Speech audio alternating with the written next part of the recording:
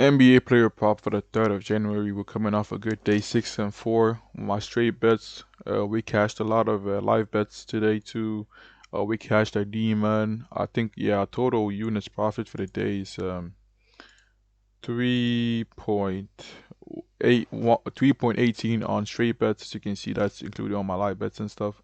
Obviously, we're down 1.2 units. 1 because we had a bad start to the year, and we went minus 0.78 because we had two hooks in our two different parlays, so that's a sad loss. um I found 7 picks that I like, and I'll walk you through them, but first let me recap my picks. um my picks were right. Here's my picks. We took Chad to go over. He cashed. Aiden, man, you're banned. Was my only bad read, I'd say. He's banned. SGA hooked on 30 points. These all cashed. Jalen Suggs had one FGA in the first quarter. He usually has like three, four, five, six. Like, I'm literally being serious. He has like three, four, five, six, seven. No pun intended. What's it called? FGA in the first quarter. He only had one in this game. Fucking Wendell Carter Jr. was jacking up shots at like five in the first quarter, which makes no sense, but it's what it is. He only had 2 points. Shaden Sharp, he hooked on 23 points. Sexton and Giannis cash for those late addition because Diabate got ruled out, so I was like, it's gonna be a Diabate. Giannis should cook the Hornets defense, and he did. He ended up with 30 points. This is all my live bets right here. As you can see my live bets. We hooked on this one. He had 12 points, so that this didn't go out. It didn't cash.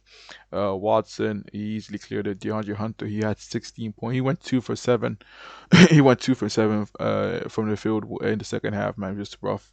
So he only had 16 points. So we didn't cash that either. And then we cashed this in last parlay slash live bet. We also cashed Ja to have a double double, and Aiden, like I said, you're banned, and Jalen Suggs only saw one fucking FGA in the first quarter.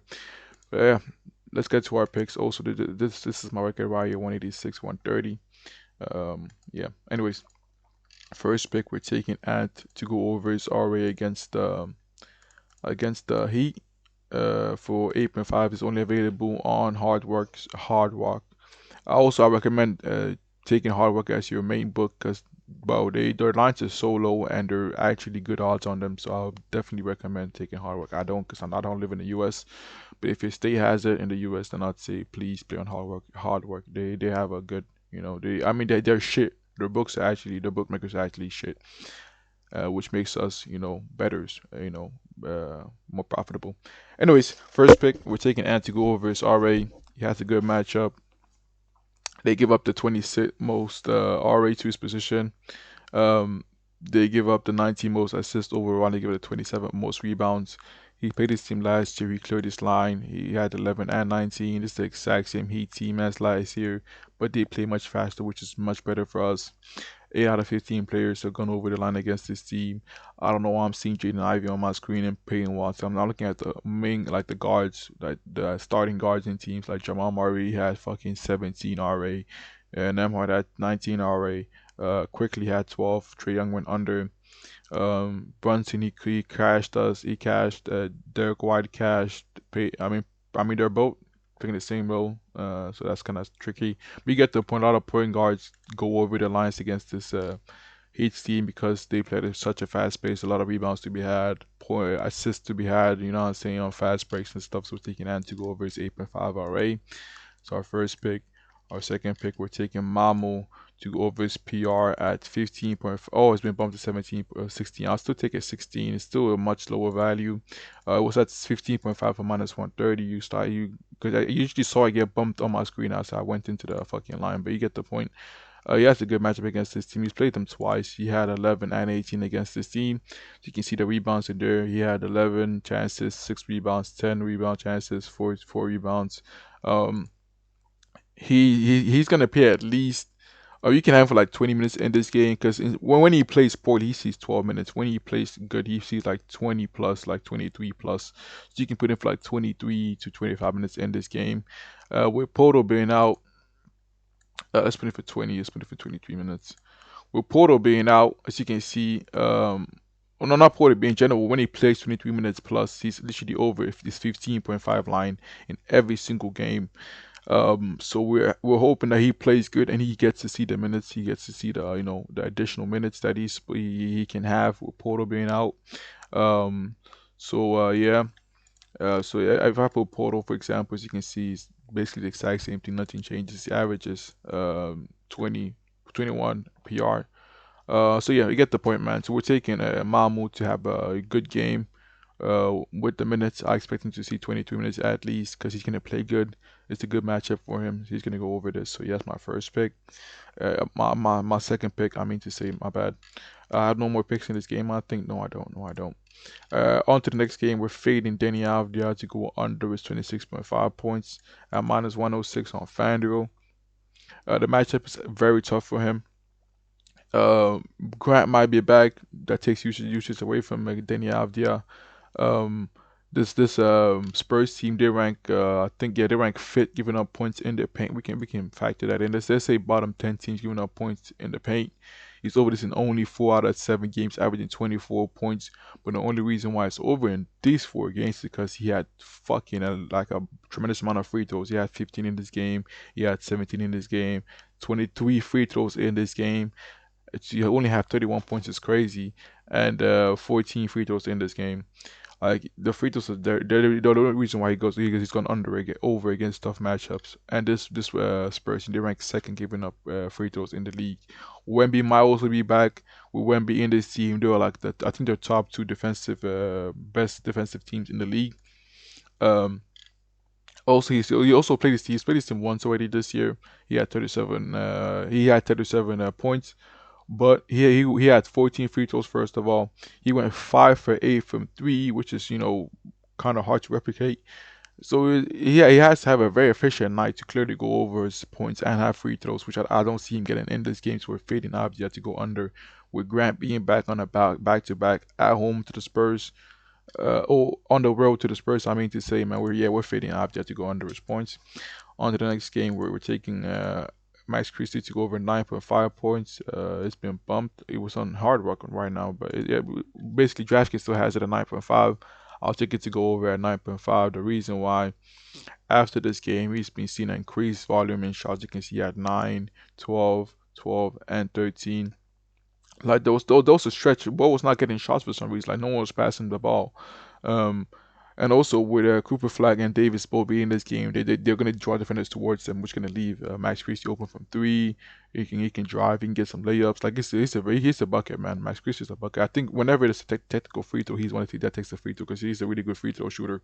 So Max Christie, man, he can get points in every single way on the court. So we love him to go for 9.5 points. He's played this team twice. He went over in one. He had 17 points, but he went under another one. But he only had two FGA in this game. I remember this game because I bet on him in this game, and he went under. So that was a really tough loss for us. But with the increased shot volume rate recently, we expect him to go over pretty easily at home against the Rockets. Our next pick is in the same game, which we're taking KD to go over 23.5. It's been bumped to 24. Also take it 24.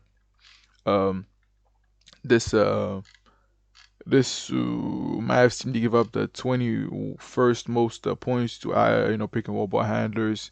They give up the 18 most points to isolation scorers. Like that, that's literally KD's bread and butter, man. He's played this team twice. As you can see, they rank. He had 21 points in this game. He went under by. I mean, my line is 23, but he went under by like 4 points, which is not a bad under. And he went over with 27 points. As you can see, they ranked 22nd pull up, and they ranked 29th in the 10-foot range. Like it's such a good matchup for KD. I don't think there's anyone in this team that can guard him. I think they're gonna put a PJ on him. But PJ, he's not gonna stop KD from getting his points. That's not happening. Um, so we're taking KD to easily go over his points against this Rockets team. So yeah, KD, man, locking, because I sometimes he doesn't want to shoot the ball for some reason. So I will hope he wants to shoot the ball in this game. If KD shoots the ball, he goes over. If he doesn't shoot the ball, then that's KD for you, man. You gotta pick and choose sometimes. Yeah, you get the point. Anyways, next pick, we're taking Keontae to go over his points against the Warriors, and I'll say it again. This Warriors team, every single guard that is decently good at basketball, I'm taking them to go over the points against the Warriors. They suck against guards. I don't know why it says it's a tough matchup for guards, because it's not. They rank fourth giving up points to big and ball handlers. That is not true. Every single guard against this team is going over the points at this point. They keep on cooking this team simply because they can't they don't have to play defense. They suck on defense. Like for a team that has Draymond Green, one of the best defenders of all time, they suck at defense. And Keontae also went over this line against his team with 28 points. Like this is such a good matchup for Keontae. He's a walking bucket, man. He should be an All-Star this year for me, in my opinion. So I'm taking Keontae to go over his points, man. Simply because this Warriors team cannot seem to stop guards from going over the points. So yeah, that's pretty much it in this game. On my last pick of the video, we're taking Jaylen Brown to go over 29.5 points. He's playing against the Clippers. Uh, they're ranked 29th in isolation scoring, where Brown does gets all his points. Like, what are we doing, man? Why is this line at 29? It should be at 35.5 points. I'm just joking, but you get the point, man. This Clippers team, man, they just suck at isolation because they do not double team. So Brown have who will have all the time and space to create his shot and just knock them bitches down. So we're taking Brown to easily clear his 29.5 points. He played a month's already this team in this year. He had I think this was the game had his most, field goal attempts because they kept leaving him open to ISO up fucking. I think it was whatever it was. I think it was either Kawhi, Chris Dunn, or James Harden. I don't know who was playing that game, but as you can see, he had 33, which means he was literally being left to ISO every single possession. He just kept shooting the shot. He kept shooting. So we expect to have the exact same outcome in this game. He should be left open, not open, but he should be left on the ISO in every single possession. He's gonna keep cooking the defender wherever it is. So yeah. Those are all my picks for the vid. To recap my picks, we had KD, Max Christie, Keontae, and Sandro. You can see play 16.5. They need to go under it, and yeah, those are all my picks. Take whatever you like. Let's get it going, man. Thanks for watching, and I'm out.